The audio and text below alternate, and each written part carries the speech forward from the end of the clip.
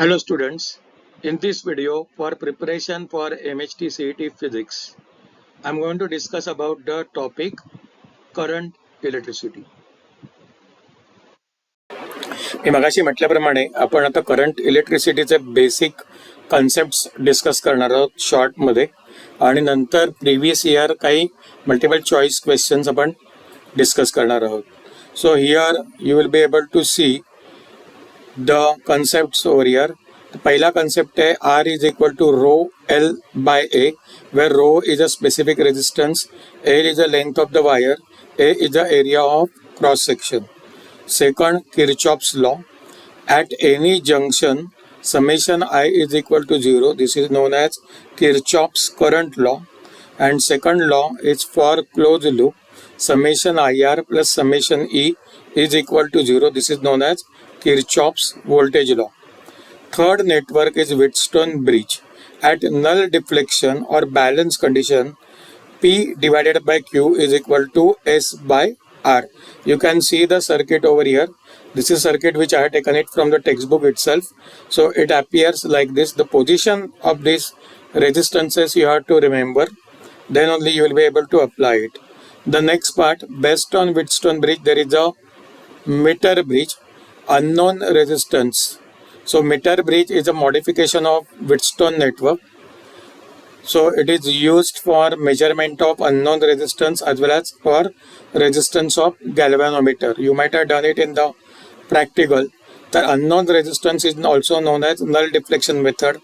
तुमच्या लक्षात येईल की लेफ्ट गॅपमध्ये आपण अननोन रेजिस्टन्स लावलेला आहे X म्हणून आणि राईट गॅपमध्ये नोन रेजिस्टन्स R आहे. त्या एक्सच्या अपोजिट जी लेंथ आहे त्याला आपण LX म्हणतो आणि आरच्या अपोजिट जी लेंथ आहे त्याला आपण LR म्हणतो. जेव्हा या गॅल्व्हॅनोमीटरमधलं डिफ्लेक्शन 0 असतं that is called as a balance condition and we get X divided by R is equal to LX upon LR. तर याच्यावरती बेस आपल्याला न्यूमरिकल्स येतात म्हणून हे लक्षात ठेवायला गरजेचं आहे. Then next one is resistance of galvanometer. तर त्याला केल्विन्स मेथड किंवा इक्वल डिफ्लेक्शन मेथड म्हटलं जातं. तुम्ही बघू शकता की या एक्सच्या जागी इथे G आला आणि हा जो मिडिल पोर्शन आहे हा डायरेक्टली जॉकी थ्रू वायरला कनेक्ट होतोय. मग या इथे जेव्हा सेम डिफ्लेक्शन मिळेल तेव्हा आपण म्हणू शकतो G divided by R is equal to LG by LR. दुसरं सर्किट त्याच्यामध्ये होतं potentiometer which is use for measuring the potential difference. The potential gradient is given by K is equal to V by L over here. Comparison between the EMF of two cells. तर पोटेन्शिओमीटरचा हा एक मोठा use आहे. It is use for comparison of EMF by two cells. One is individual cell method. This is the diagram. इथे E1 आणि E2 separately connect केले जातात by closing key K1 and K2. So you will get E1 by E2 is equal to L1 by L2. Same manner in sum and difference method, we will use E1 and E2 in such a way that they will get added up and subtracted over there. So we can say E1 by E2 is equal to L1 plus L2 divided by L1 minus L2 over here. This is what we can talk about. Now the next part, internal resistance of a cell. Potentiometer can be used for this purpose also. So this is the E1 whose internal resistance small r is to be measured over here. So we have to connect a resistance box parallel to it and keys will be in this manner. So small r is equal to capital R into L1 by L2 minus 1. or small r is equal to r into the bracket E by V minus 1. नंतरचं महत्त्वाचं आहे ते moving coil गॅल्व्हॅनोमीटर. बरं मित्रांनो, आपण इथे फक्त formula discuss करतो आहोत. याच्याशी रिलेटेड काही थिअरी पार्ट आहे तो पण इम्पॉर्टंट आहे, तो पण तुम्हाला लक्षात ठेवायला लागेल. बेसिकली डेरिव्हेशन वगैरे सारखं कोणी विचारत नाही, पण आपण हा जो शंट वापरला त्यामुळे काय होतं वगैरे असं विचारलं जाऊ शकतो. तर हा जो गॅल्व्हॅनोमीटर आहे त्याच्यामध्ये एक कॉईल असते, अर्थात त्या कॉईलचा रेजिस्टन्स खूप कमी असतो. So in order to measure a more current which is greater than this IG, we will use a resistance in parallel a small resistance in parallel, we call it as a shunt resistance. मग त्याच्याशी related फॉर्म्युले काय आहेत ते बघा. हा जो maximum current जो मला मेजर करायचा आहे I, that will get divided into IG. This is maximum allowed current through the galvanometer. याला आपण फुल स्केल डिफ्लेक्शन करंट सुद्धा म्हणतो. आणि त्याच्याशी करस्पॉन्डिंग दुसरा जो करंट आहे IS, हा या शंटमधनं पास होतो. त्यावेळेला आपण म्हणतो I is equal to IS plus IG. आता दोन्ही पॅरलल असल्यामुळे voltage across S and voltage across G will be same. म्हणून आपल्याला सेकंड फॉर्म्युला मिळाला IS multiplied by S is equal to IG into G. आपण हे सबस्टिट्यूशन केलं तर आपल्याला शंटचा फॉर्म्युला मिळतो S is equal to GIG upon I minus IG. S is equal to G upon N minus 1, where N is a ratio of I divided by IG. तसंच IS upon I is equal to G upon S plus G. यालाच आपण म्हणतो fraction of a current through the shunt.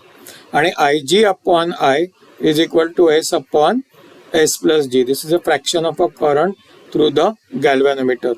Same manner we can convert moving coil galvanometer into voltmeter. For that purpose we are going to connect a resistance in series. एक लक्षात घ्या, ammeter मध्ये convert करायचं असेल तर आपण parallel मध्ये connect करतो, आणि मुव्हिंग कॉइल गॅल्व्हॅनोमीटरला व्होल्टमीटर मध्ये कन्वर्ट करायचं असेल तर we connect a large resistance in series. Okay, तर त्याची व्हॅल्यू काय येणार, X is equal to V upon IG minus G, और NV is equal to V upon VG is equal to V upon IG into G. आता ideal speaking हा जो ammeter आहे त्याचा रेजिस्टन्स 0 असायला पाहिजे, आणि आयडियल व्होल्टमीटर जो आहे त्याचा रेजिस्टन्स इनफायनाईट असायला पाहिजे.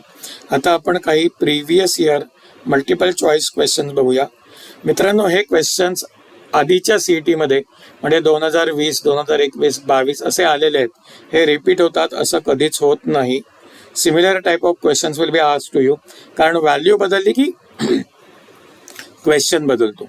त्यातला पहिला क्वेश्चन बघा. In a potentiometer experiment, cells of a EMF E1 and E2 are connected in series where E1 is greater than E2. The balancing length is 64 centimeter of the wire. If the polarity of E2 is reverse, म्हणजे काय झालं, E1 minus E2 झालं, तर this is sum and difference method झालं. The balancing length becomes 32 centimeter. Then the ratio of E1 as to E2 is. ते वाचल्यावर आपल्या ताबडतोब लक्षात आलं पाहिजे की पहिली जी कंडिशन आहे ती L1 आहे 64 सेंटीमीटर, दुसरी जी E1 मायनस E2 वाली कंडिशन आहे तर L2 आहे 32. Options are A 1:2, B 1:3, C 3:1, D 2:1. आपल्याला फॉर्म्युला माहिती आहे, E1 by E2 is equal to L1 plus L2 divided by L1 minus L2. Just carry out the substitution. 64 plus 32 divided by 64 minus 32. The ratio comes out to be 3:1 over here. Therefore, the answer is the C. The second numerical बघा. A wire of length 8 meter, म्हणजे आपल्याला या वायरची length दिलेली आहे 8 meter, has a resistance of 20 ohm.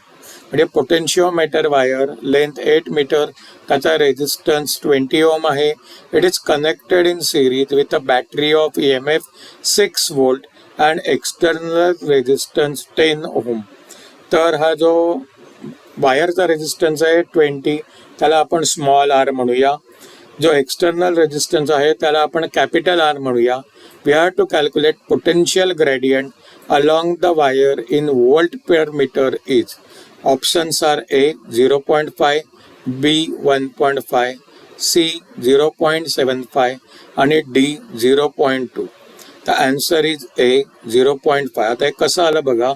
You have been given R is equal to 20 ohm, capital R is 10 ohm, E is equal to 6 volt, L is equal to 8 meter.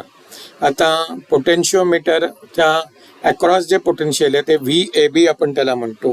So it will become V divided by R plus R multiplied by small r. Small r is a resistance of wire.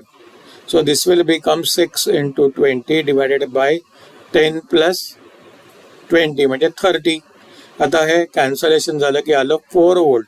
बघा म्हणजे external supply आहे 6 वोल्टचा, पण वायरच्या across voltage available होते फक्त 4 volt, आणि त्यामुळे potential gradient VAB divided by length will become 4 divided by 8 which is equal to 0.5 volt per meter.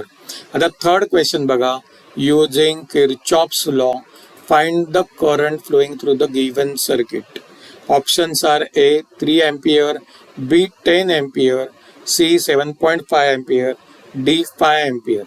आता तुम्ही जर नीट ऑब्झर्व केलं तर तुम्हाला लक्षात येईल की एक 10 वोल्टचा सप्लाय आहे, दुसरा 200 वोल्टचा सप्लाय आहे, आणि रेजिस्टन्स एकच आहे 38 ओहम. त्यामुळे अगदी किर्चॉफ्स लॉ अप्लाय करा म्हटलं तरी ते करत बसायची काही गरज नाही आहे. See, these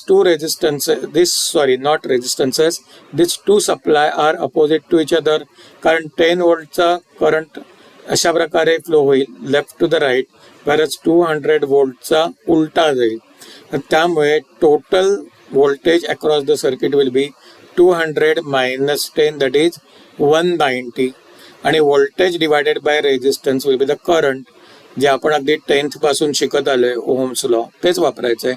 190 divided by 38, 5 ampere, म्हणून आन्सर इज D 5 ampere. आता फोर्थ क्वेश्चन बघूया. In a metre bridge experiment null point is obtained at 20 centimeter from left end of the wire when the resistance X is balanced against the another resistance Y.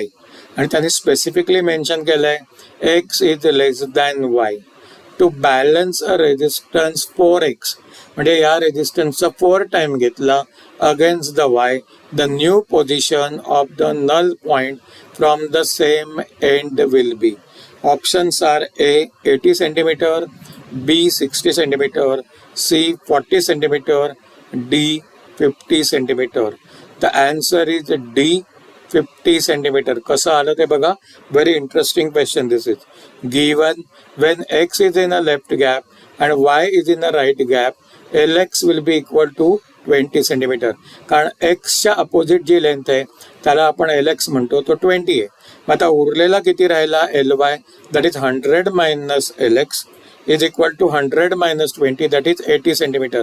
का? कारण हा metre bridge experiment आहे मित्रांनो. Metre bridge experiment मध्ये length of the wire is 1 metre. नीट लक्षात ठेवा. म्हणून झालं X by Y is equal to Lx by Ly is equal to 20 by 80 is equal to 1 by 4. So we can say 4x is equal to y. When 4x is in the left gap and y is in the right gap, we will get 4x by y is equal to Lx by Ly. So we can say 4x divided by 4x, y च्या जागी आपण 4x substitute केला, is equal to Lx by Ly is equal to 1. आता हे वायरच 1 metre आहे, मग आपल्याला काय मिळालं, Lx is equal to Ly, म्हणजे इट मस्ट बी 50 सेंटीमीटर, कारण Lx plus Ly is 100 centimetre मित्रांनो. म्हणजे अशा प्रकारे आपल्याला आन्सर्स कॅल्क्युलेट करायचे. आता fifth one, a galvanometer of resistance G has a voltage range Vg. बघा पूर्ण थिअरॉटिकल क्वेश्चन आहे हा. Resistance required to convert it to read the voltage up to V is, obviously V must be greater than Vg. Options are A V minus Vg upon V into G, B G into the bracket V upon Vg minus 1, C G Vg upon V minus G, D V plus Vg upon V into G. The answer is B, G into V upon VG minus 1. आता कसं आलं ते बघूया. मी आधीच थिअरीमध्ये discuss केलं होतं, X is equal to V upon IG minus G. जो सिरीजमध्ये रेजिस्टन्स आपण लावतो त्याची व्हॅल्यू कशी कॅल्क्युलेट करायची आहे, तर V upon IG minus G. आता IG म्हणजे काय, पुन्हा व्होल्टेज अपॉन रेजिस्टन्स, तर आपण इथे लिहिणार VG upon G. This is maximum voltage allowed through the galvanometer. Now this will get adjusted, so this will become G times V divided by V G minus G, या दोघांमधनं आपण G common घेतला म्हणून answer is G inside the bracket V divided by V G minus 1. विद्यार्थी मित्रांनो, तुमच्या या व्हिडिओवरनं लक्षात आलं असेल की करंट इलेक्ट्रिसिटीचे प्रॉब्लेम्स किती सोपे असतात. त्यामुळे करंट इलेक्ट्रिसिटी चॅप्टर ताबडतोब तयार करायला घ्या. तुमच्याकडे जे कोणतं स्टडी मटेरियल असेल त्याचा वापर करा. मी फक्त फॉर्म्युले आणि न्यूमरिकल डिस्कस केले आहेत. त्याशिवाय या चॅप्टरमध्ये काही थिअरी क्वेश्चनसुद्धा आहेत. जर पोटेन्शिओमीटर वायरची लेंथ वाढवली तर पोटेन्शियल ग्रेडियंटवर काय इफेक्ट होईल असं त्याच्यामध्ये विचारलेलं असतं. तर अशा प्रकारचे क्वेश्चन्स पण तुम्हाला रेडी करावे लागतील. Purpose of this video is to just give you an idea that how simple CET is. तुम्ही टेन्शन घेऊ नका, क्वेश्चन्स हे खूप सिम्पलच असणार आहेत आणि आपण थोडीशी जर प्रॅक्टिस केली हा महिनाभर तर आपल्याला फायदाच होणार आहे. जर हा मित्रांनो व्हिडिओ तुम्हाला आवडला असेल तर आमचं चॅनेल सबस्क्राईब करायला विसरू नका. You can share it with your friends also so that they can also get benefited out of it. And thanks for watching the video. मी अजून काही असे व्हिडिओ घेऊन लवकरच येणार आहे.